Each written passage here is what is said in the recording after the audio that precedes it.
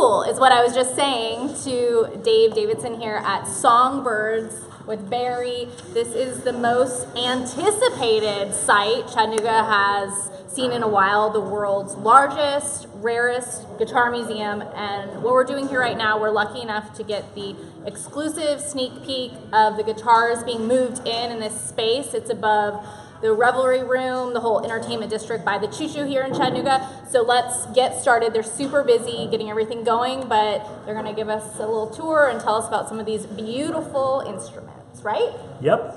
What we're doing here right now is we're in the setup phase of how we're going to eventually lay everything out. So this is a first kind of draft. You're getting to see kind of like a first draft of how this is going.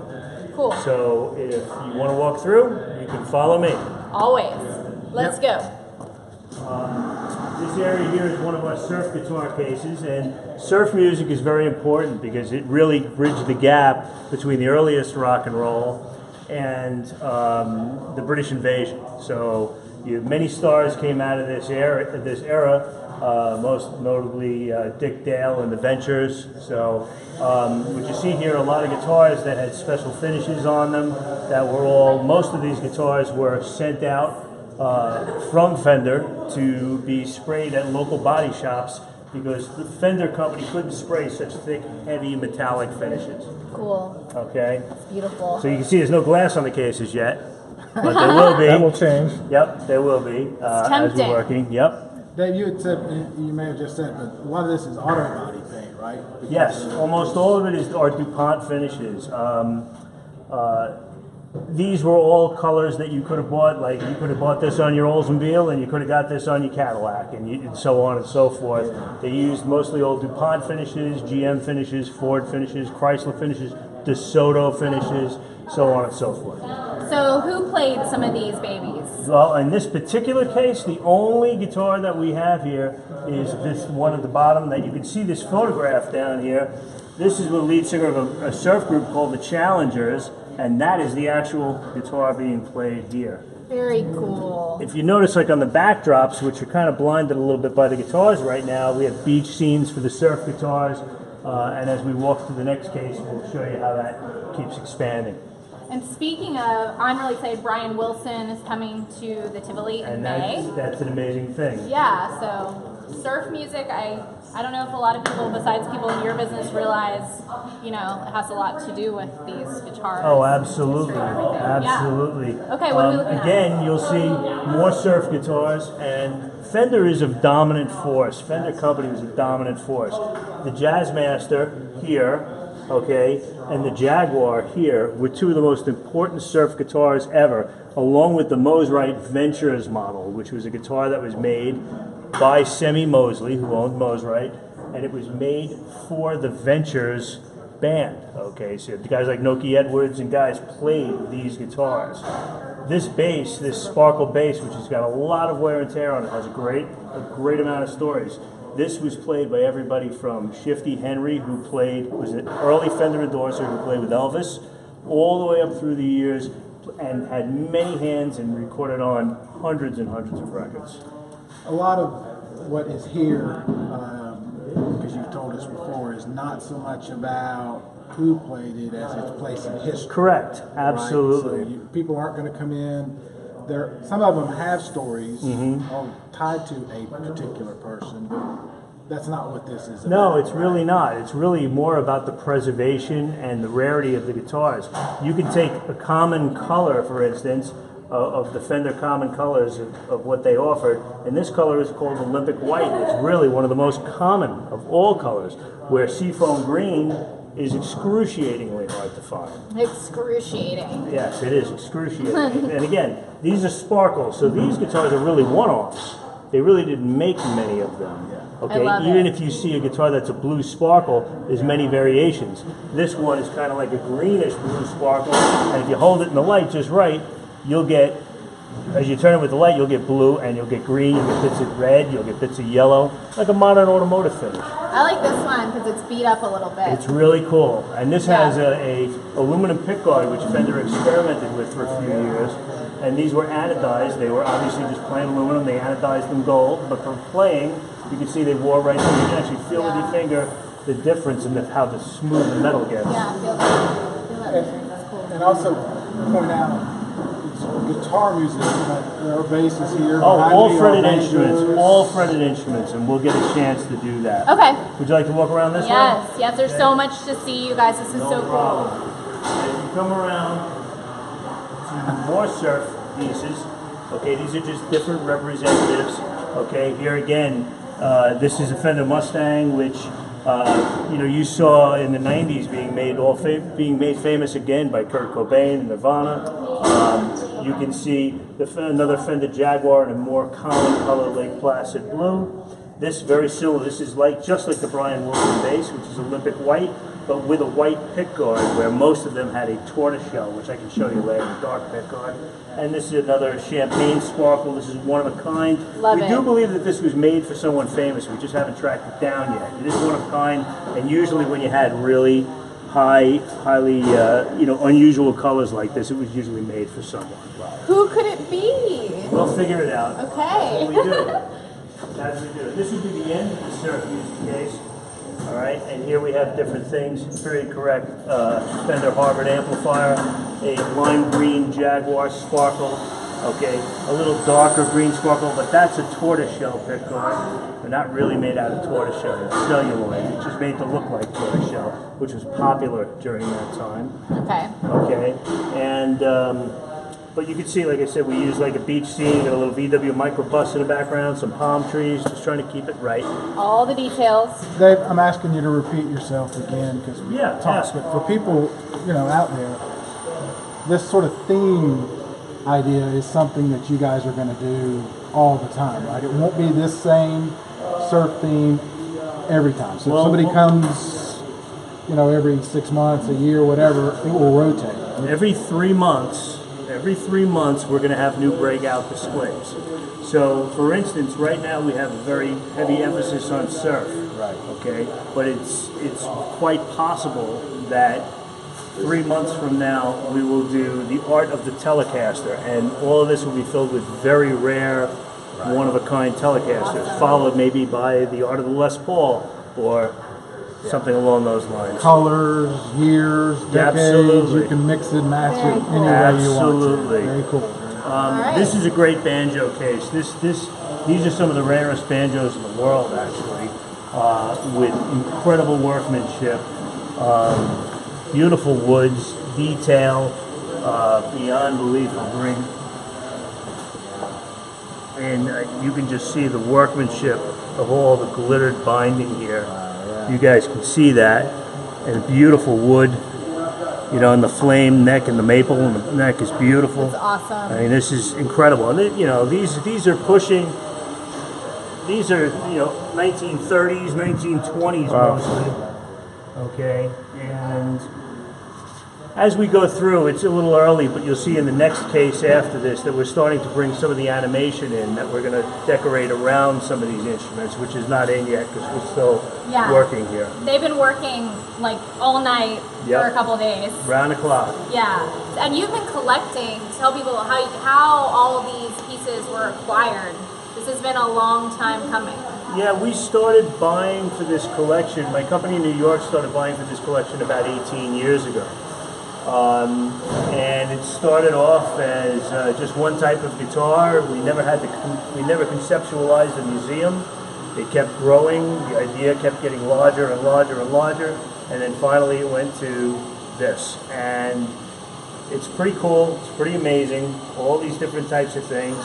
I love this case because it's kind of like a little bluegrass case that we put together that has a couple of samples. I mean, these are two Martin D45s. These are the top of the line, the rarest of Martin guitars, and known to be these are pretty much the holy grail of acoustic guitars, and many people chase after them.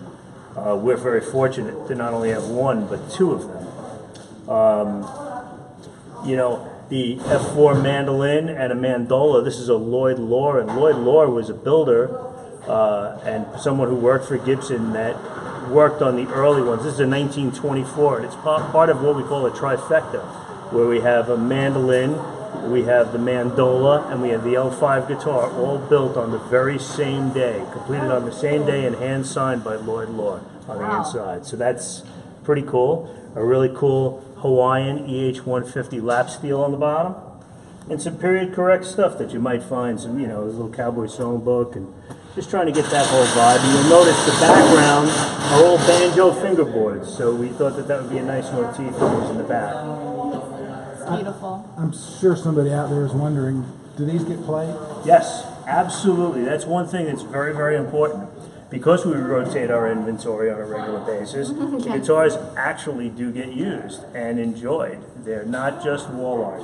Yeah. Okay, this is the kind of art that actually gives back. It makes sound, it gives you a smile, and that's a wonderful thing to have.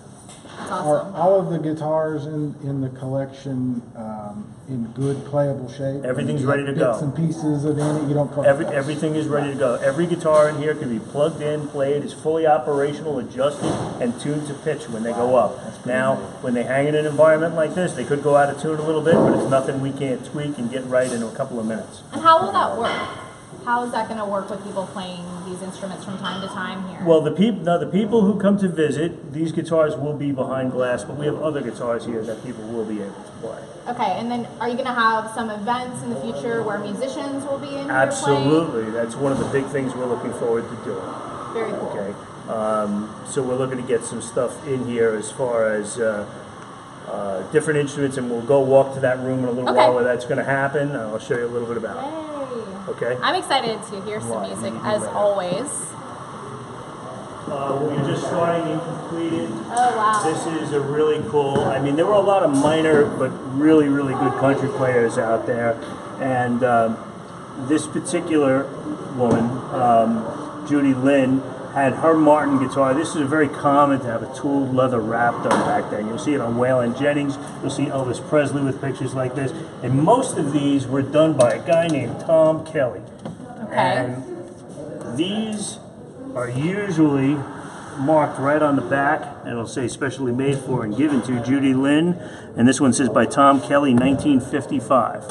So cool. Okay, and people put these on because they look great on stage. It wasn't really great for the sound of the guitar, I can tell you that much, but they looked really cool. So we're not done with this case yet, so please bear with us, but there is a real special guitar here. This is a Gibson Everly Brothers. And if you're familiar with the Everly Brothers, in the late 50s and the early 60s, some unbelievable hits came from guitars like this.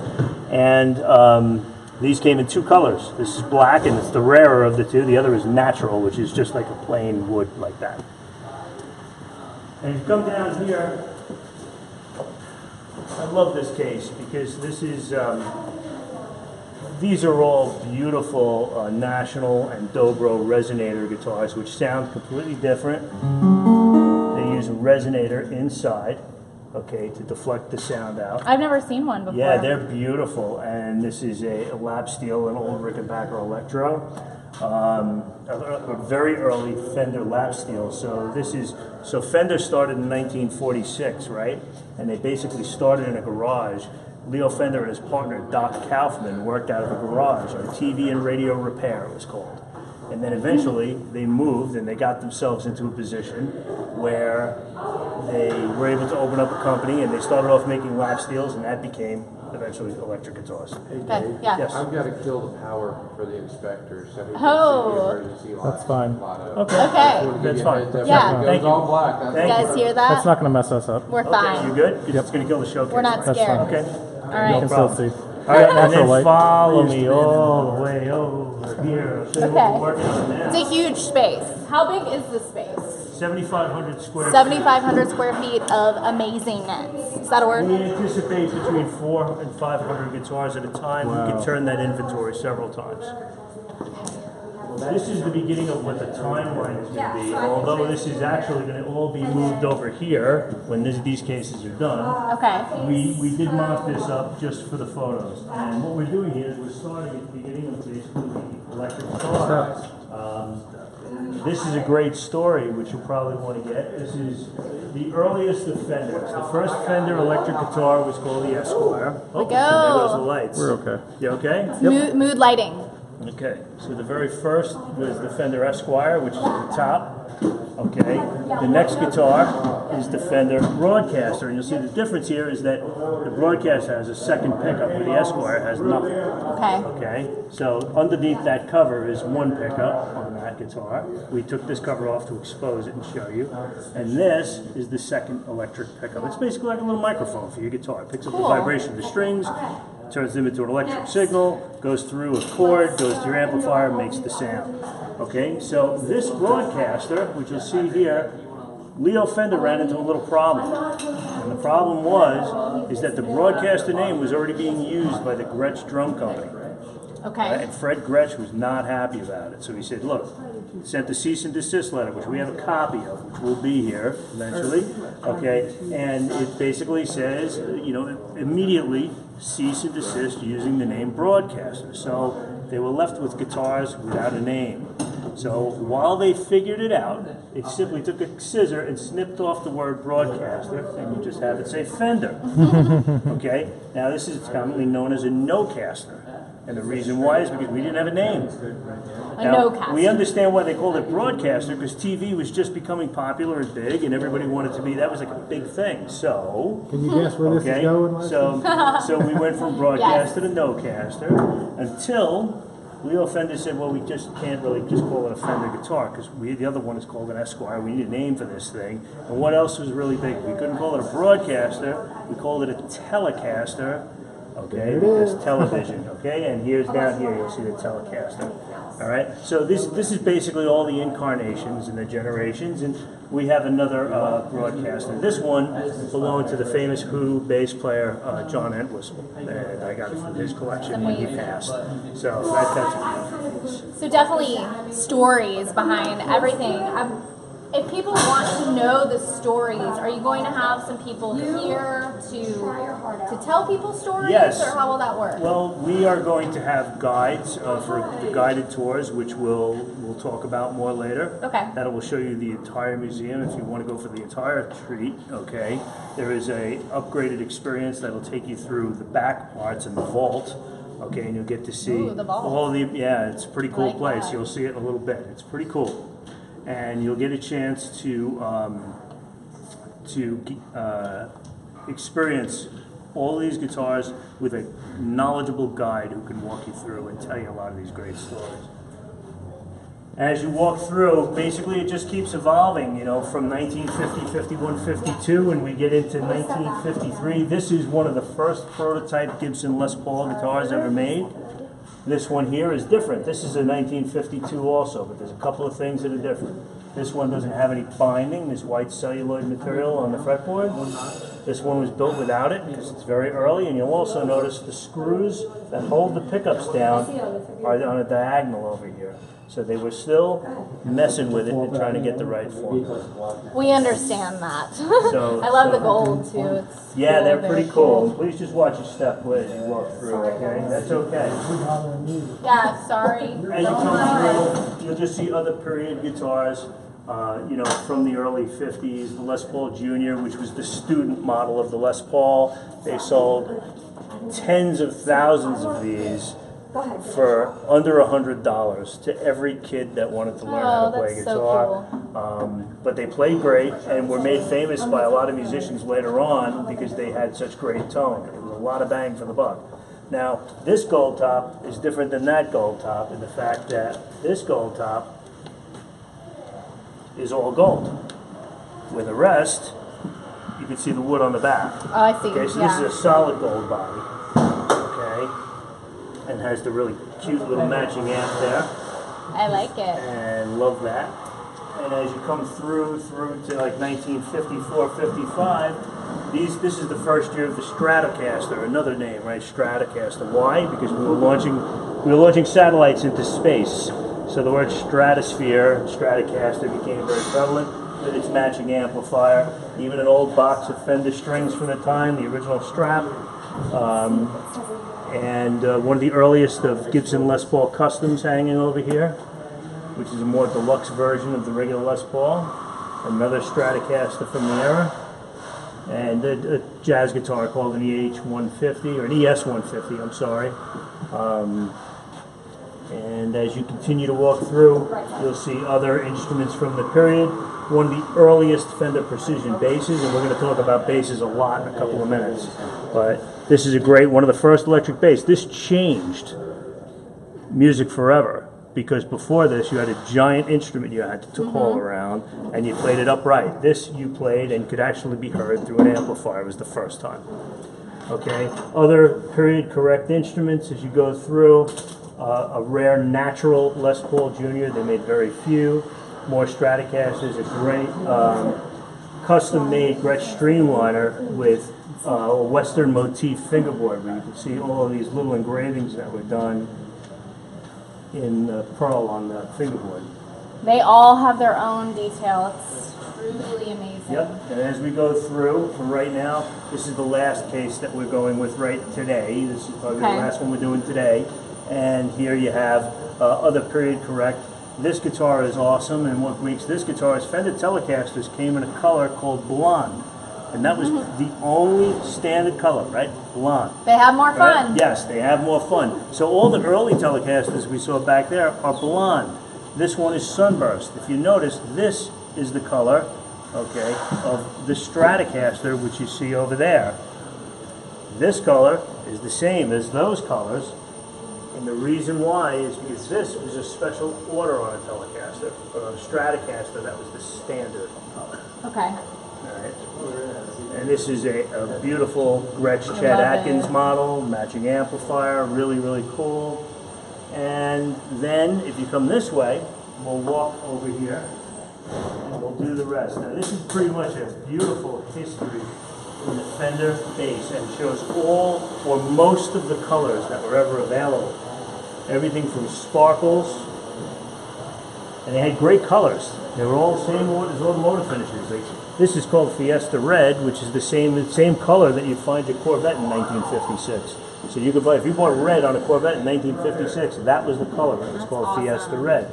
Burgundy Mist, you'll see this on Cadillacs in the early 60s.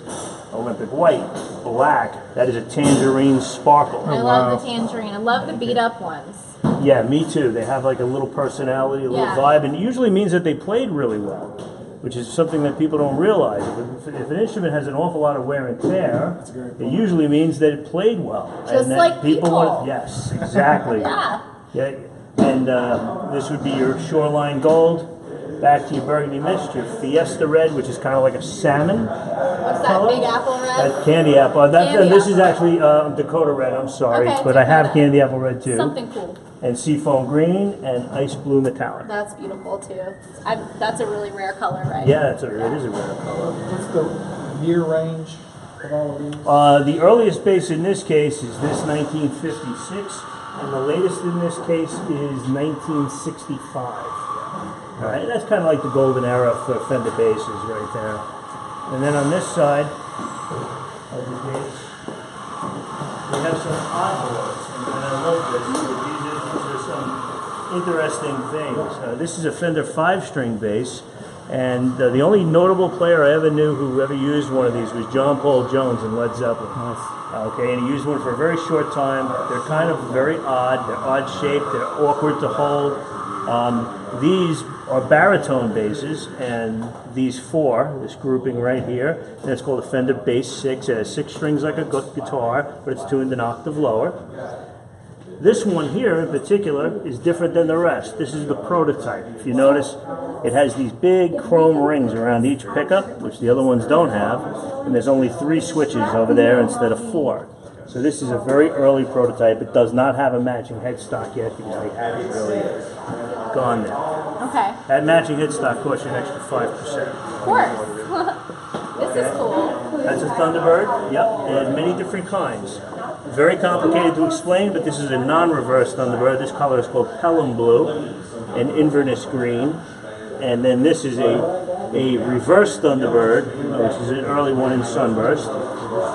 This is one of the first Gibson electric basses. This is called EB1. Kind of looked like they were trying to get the whole idea of it being an upright bass. It even came with a kickstand that went on, and you could hold it upright and play it this way if you wanted to. So that's sort of that Hoffman line, right? Yep, and we have those too. They're just not out yet. But Otherwise, a couple of EB2s and other 6-string baritone Gibson Xanter, 6-string baritone, to Fender's 6-string baritone. So you said, obviously they're still setting up. You don't have all the guitars out yet. Oh, not even How close. many guitars are gonna circulate through this place? We'll put anywhere between 400 and 500 guitars out, Wow. and then rotate 3 times a year. Not every Right. guitar will be rotated, but we will do breakout exhibits as other cases go up and in. It's pretty neat. Very cool. Very neat. Pretty All right. I don't know that I've seen those are so unusual that size.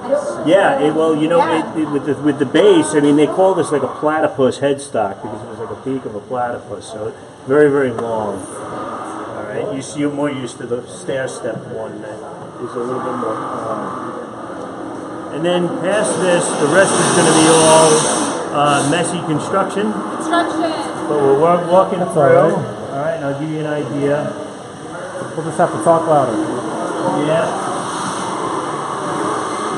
All right, they're finishing up the background room, and this is just going to be offices and such. Just follow me. So just watch if you can't hear.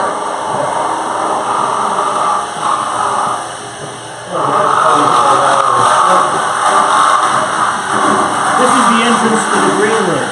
Okay? Oh. And this is our 700-pound pivoting door that gets you in there. So I can hang out in here whenever I want. You can hang out in here. This is going to be, for instance, come on in this way. This room here will also have guitars and amplifiers lining the walls, and it'll have nice big plush couches to hang out It's in. beautiful. I can already see it. Now, the coolest thing is that this turns into a small concert venue that'll hold about 80 people, that we can do a little meet and greet with an artist. Very, very small. Those couches go away.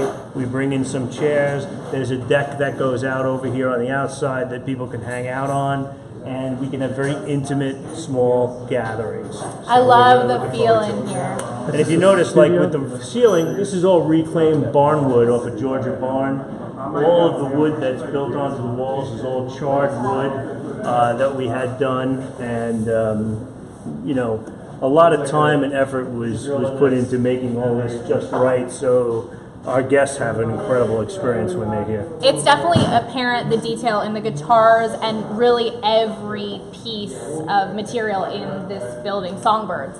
And the windows are beautiful in here. We had all the windows restored, and they're still Yeah. obviously finishing up, but we had all the original windows restored, as many original pieces of glass as we could save.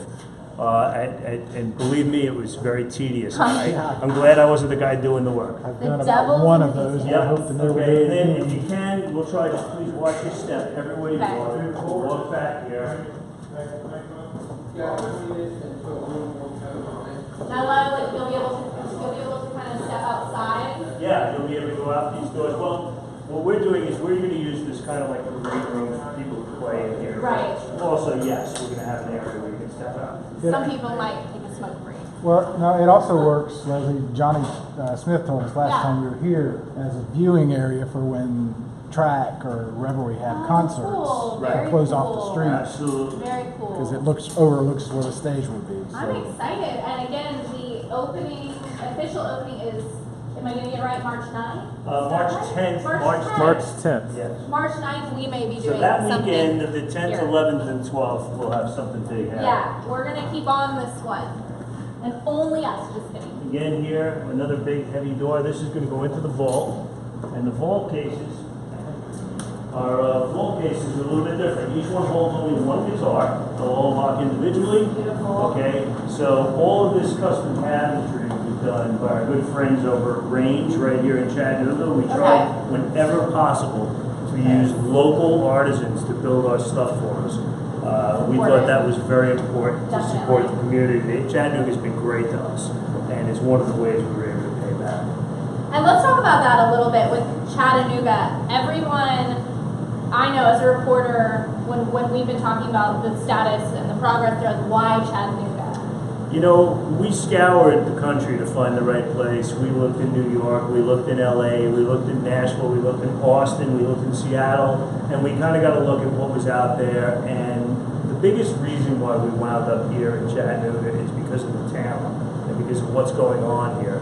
I mean, there is no doubt that this is the future culture for not only American fretted instruments, but for music. People are coming here for a reason. People are moving here. You've seen what's happened here on the South Side in a very short time, and we're just adding to the vibe. But what's going to happen over the next few years is something I can't wait to see. And this is going to be part of it. You kind of Absolutely. add on what you're saying. I think when we tell people it's the world's largest, they don't believe us. Yeah, Because it's I said, Chattanooga. Dave, is it really the world's Yeah, it largest really is. and most rare? It really Yeah. is. We have the largest collection, and like I said, we don't have the size to display every guitar at one time. So that's why we're going to continuously roll instruments in and out. So we're looking forward to that. It's a So huge this deal here. this will be a more private display area. where Yeah, the vault- how from does where this you work? come into this, the green room and the vault, these areas here will be available only on tour, okay, as an expanded experience, above what the first room is.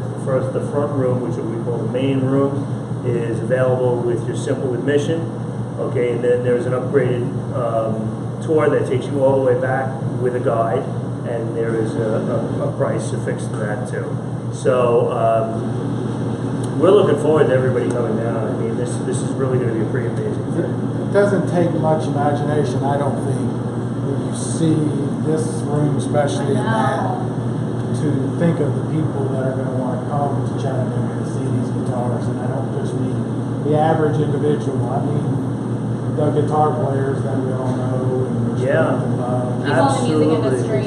Yeah. I've been lucky enough to have grown up around this and the guitar business, and to have the chance now to have all the guitar guys that I had as a kid are now my clients, and to be able to welcome them here and to see this accomplishment, and for to have them actually get involved, sit, play, enjoy, just talk. I mean, most of the guys that I know that are famous players are the biggest guitar geeks ever. Exactly. They want to talk guitars all day, and we have people here that are ready to meet that challenge. Yeah, I've had friends in the music industry contact me to get a hold of them here already.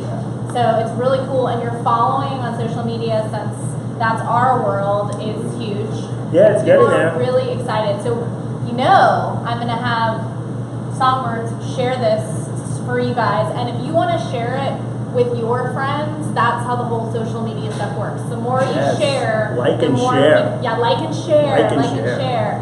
But I see so many, as a reporter with us, so many stories coming in the future out of this, for sure. We're excited about Yeah. it, and we're really, really happy that you guys took the time to spend with us today and get a little Always. walkthrough. And I'll tell you, you're the first people in this place, and we have been careful to kind of be on guard about showing this place until it was done. But we figured when we were loading guitars in would be a great example for that first look. You can really see the work going into it. Yeah, it's been very eye-opening, and it's going to be awesome for all of you guys again in March 10th. March 10th, the 11th, and officials. 12th, yes. Okay, so there's a lot of plans in the works, and there's a lot of work to be done. But what we have seen so far is really different for Chattanooga, and really different from anything that I've ever seen. And I've seen a lot of museums and music. I mean, we didn't even really touch. What we saw today doesn't touch the animated stuff that you guys have playing. Oh yeah, I mean there's a lot of things that we haven't even brought in. I should mention to you that we're going to have two giant super high definition video walls that will be playing everything from a great intro video that one of our great celebrity friends, who I'm not going to name now, was nice enough to take the time to record for us, and We'll tell you soon. he will do, yeah, you'll know soon. And we're going to have a big welcome here, and people are going to have an idea of what they're looking at, because they're going to be told by people, on video, and they're going to be told what they're looking at, and it's really cool. Very cool. You'll see us soon everywhere. Yes. But you got it here first. Thank you. Thank you. This has been very cool. I think cool is the word we started with and the word we're going to end with. It's a good one. Yeah. So, cool.